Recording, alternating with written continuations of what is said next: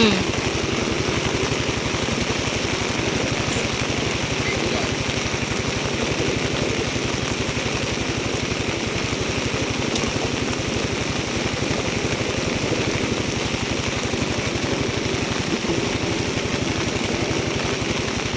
น้ำมันไหลคืนเลยอยู่ไหลเข้าบานเลยเออ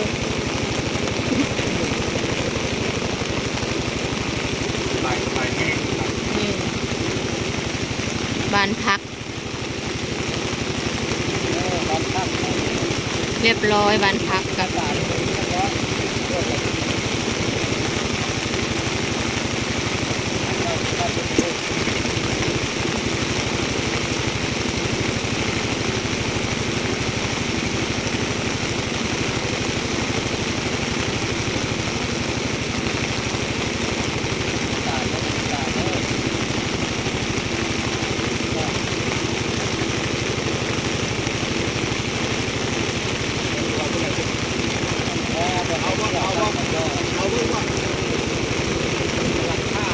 ปากถ้ำกัดท่วมแล้วปากถ้ำของโล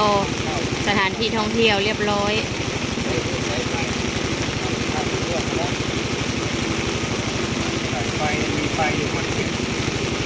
บ่แน่ใจว่าเขาจะแจ้งตัดหรือเปล่า